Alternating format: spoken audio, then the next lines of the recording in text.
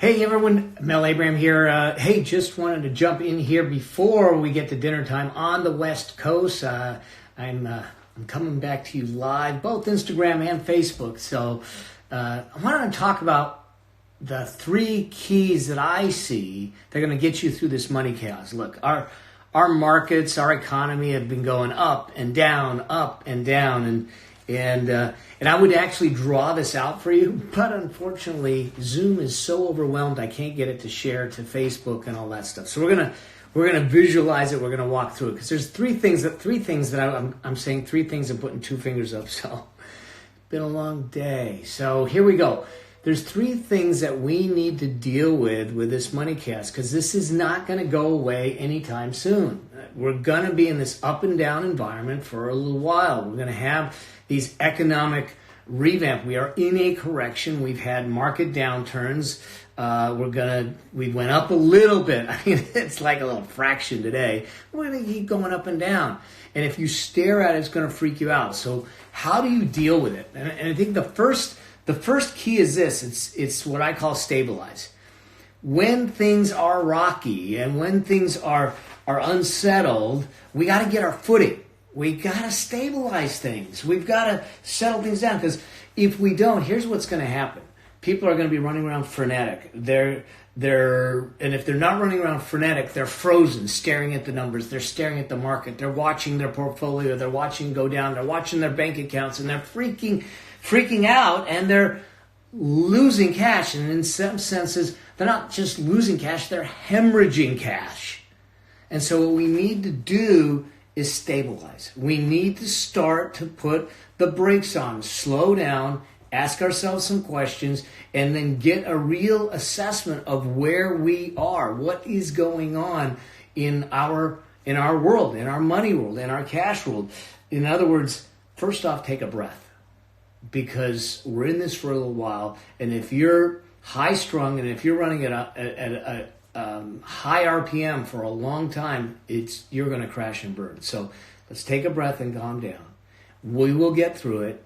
This is nothing new, and we will get through it. So that's the first thing about this whole idea of stabilize. The second is to start to review your numbers. Look at the things that you're spending money on. What are needs? What are wants? Line by line. Do I need this software? Do I need this subscription? Do I need these things? If I don't need these things, then maybe now is the time to start trimming it away and stabilize your cash flow. Stabilizing it means that we're going to have to slow down the outflow and try to find a way to increase inflow. We'll talk about that in this next little piece. We got to stop the bleeding. We got to stop the situation. So we need to stabilize ourselves and then tactically make some decisions. Now, this is a pet peeve of mine. If you are in a relationship, you're married, you've got a significant other, this is not something that I believe that couples should do alone. This is something that couples should do together. You are in this world together, financially, emotionally, maritally, however it is. So I would sit down and start having this money conversation. And a lot of people don't want to talk about money. They don't want to talk about those types of things. But if we don't talk about it, we don't solve it. So sit down with your spouse, sit down with your significant other, have the money conversation, sit down and start going line by line, item by item. Do we need this? Is this a necessity? Is this going to be okay for us to do? And you might look at it and say, hey, it's only $20. Here's the thing. $20 here, $20 there will start to add up. And all I'm saying is that if this thing is going to last, this uncertainty is going to last for 3 months, 6 months, 9 months, a year, 18 months, whatever it is, and I'm not predicting because I don't know, let's just get this is time to refine how we're living our lives. So let's get some stability. The second thing that we need to do is, once we have the stability, is start to look for things to build a surplus. What do I mean? Surplus meaning that I need more coming in than I need going out. So as we cut the expenses, the other thing to look at is, are there ways to create incremental income? Are there things that I can do? Maybe there's There's side gigs or side things that I can do virtually because we're not supposed to be connecting with people within 6 feet, I think it is. Social distancing is this new term. So are there things that we can do that incrementally can increase your income? And we're not talking a lot of money. We're talking a couple $100 here, a couple $100 there. But if you can virtually tutor a kid because you happen to know a foreign language, if you can virtually teach someone math or working with them on math, you can make some money. You can make some cash. The kids are home. Let's get them taught. All right. Let's use that time to incrementally increase some cash. Now, some of you might look at this and go, if this is making sense to you as I'm doing this, just let me know. Let me know in the comments. Let me know that this is making sense and it's helpful because if you know someone that needs to hear this, let's share this out because all I want to do is help people get through this time. But this next piece of this, how do we do this surplus thing is this. If we don't do it right, you're going to keep digging a hole. If we don't do it right, you're going to dig deeper and deeper and deeper. And the last thing you do to get out of a hole is to keep digging. So we got to stop digging the hole. We got to find the balance. And so that's really the key. Now, so one of the things to do is look at places that I can make some incremental cash flow. It may be temporary. You might find you like it, and it may be permanent. It could certainly be, like I said, tutoring. What are your skill sets? What are the things that people come to you on a regular basis and ask you questions about? Take those. Let's package them. Let's put them out there virtually. Jump on Zoom. Jump on Facebook. Start coaching. Well, you can't do Facebook for pay, so I don't want you to break the terms and all of that. And just start doing things to make money. If you're really in dire straits, to say, I got to do something extreme right now, then this sounds awful, but it's something that you can do. I want you to go around and look around your house, okay? Are there things in there that you haven't used, aren't using, don't need, and sell them. Sell them. Just start selling. Don't sell the kids, don't sell the husband, don't sell the wife. Just sell the stuff. Because I know for me, don't let my wife see this, because if she sees this, she's going to use this against me. I know that there's stuff that I have in the garage or in my tech closet that I'm not using. And if I really wanted to, I could sell them. But don't tell her, because she'll make me sell them. All right? So when we look at surplus, it's about stopping the digging, building the balance, and finding incremental income. And then the third thing that we need to do is get a strategy in place. Here's the challenge. When something like this, I knew that this would happen at some point because markets go up, okay? And in fact, we've been in an 11-year upswing in the stock market. It had to give. It had to release the pressure after a while. We knew that it was going to come. So I knew that it was going to come. And we have a strategy in place before it happened to make sure that we don't get absolutely trounced by it. The challenge is that most people don't create the strategy before they go into battle. We need the strategy before we go into battle. Now, y'all are in a battle now. Y'all are in it. There's no way around it. But so that means is that I want you to sit down as much as you're starting to figure out how to find that stability, how to build that surplus, is start to create a strategy for how you're going to move forward, financially in your life, in your business, how you're going to do it with your team, how you're going to take care of your family. All of those questions that might be hard questions to answer right now, but they're meaningful questions and important questions.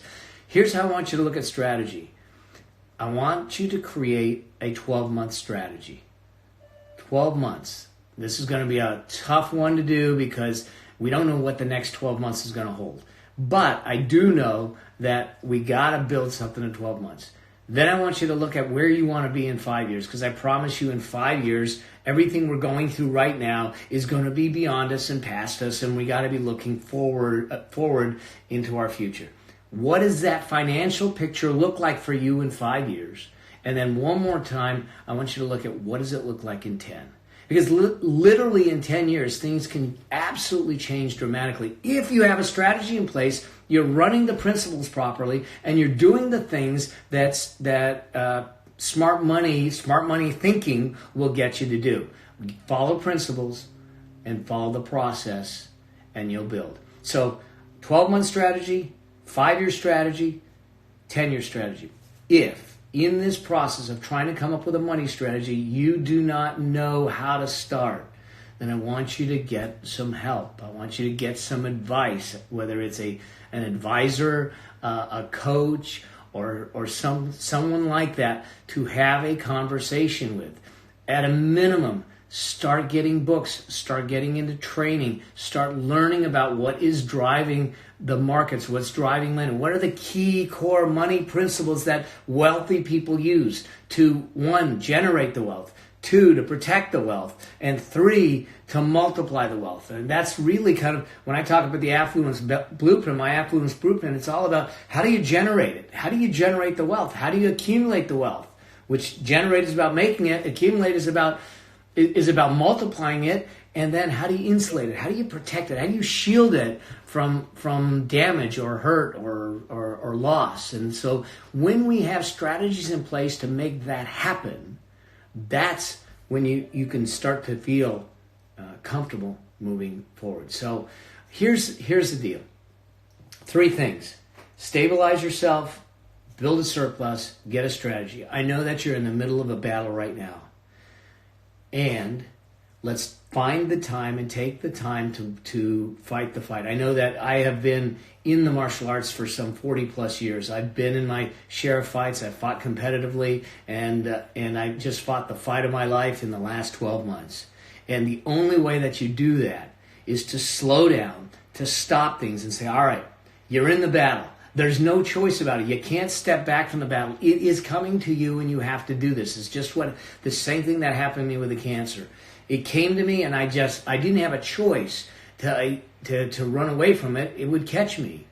So you're in this battle. It's not going anywhere. So what are you going to do next? And that's a choice that you get to make. And I think the choice is to sit back and say, what do I need to do? As painful as it might be, on the other side of it, it'll be aspirational. On the other side of it, you will have built the money muscles. You'll have built the money thinking. You'll have started to put yourself in a foundation of stability with a surplus in place that starts to accumulate wealth, that gives you the ability that on the other side of this, you will rock it. Now, I wish I could draw this out for you. If I had the ability to share my screen, that's what I would do, because all of you know that most of my stuff's in frameworks, and I have a framework for this to allow you to see it.